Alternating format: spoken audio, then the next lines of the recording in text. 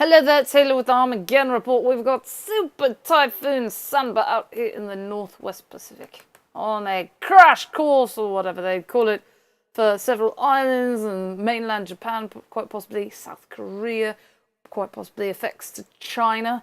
On that one, a super typhoon is apparently what would be the equivalent of a Category 4 or Category 5 hurricane.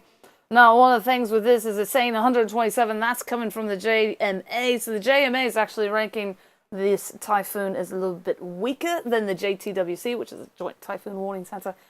Speaking of which, here are the JMA marine warnings that are in effect right now. So typhoon warnings for these areas, storm warnings, gale warning for there. So obviously these islands here are going to be impacted soon, and maybe already. Let's turn on the satellite, shall we?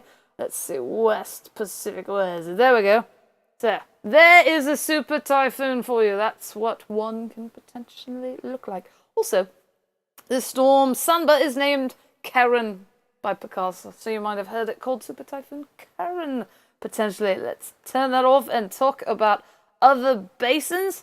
So we've got this one out here. Nadine, who's currently a tormenta tropical storm. We've got a 10% chance of new tropical cyclone formation in the Atlantic Basin. And then we've got Kristy out here.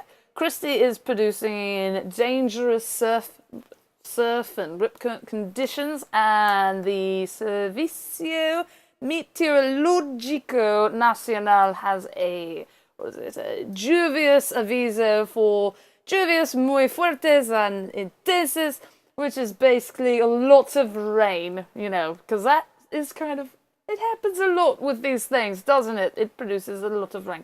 Wind is what, gets everybody all scared, but it's the, wind can't drown you, can it? But the rain can. I don't know. That's fun, isn't it? But it's, which one? Kristy over here produces a taper off quite quickly because it's going to hit colder sea surface temperatures up there. That's why you seldom ever, and quite possibly not in your lifetime, will see a hurricane in California, because the sea surface temperatures have to be just right because of the westerlies or something, and seawater overlapping, always making it, I don't know, it's science. Yeah, so otherwise, 50% chance of tropical cyclone formation up there, 10% over there, however, but that one could be, Hawaii doesn't generally have sea surface temperatures in support of big storms to book right through either, at least when I've looked. But yeah, so that could happen, I don't know, but that wouldn't be a threat to land right off the bat, as it is.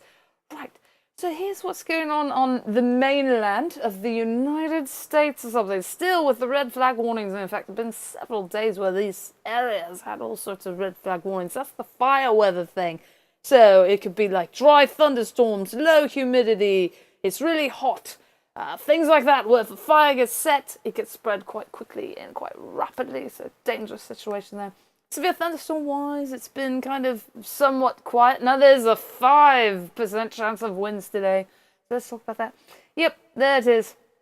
New York, basically. There's your 5% chance. So what that mean, 5%? It means that if you pick like this random point in New York, there's a 5% chance that that random point, or someone within a 25-mile radius of them, will see severe winds today, which would be defined as 58 miles per hour and greater. However, hail, no. Tornado, no.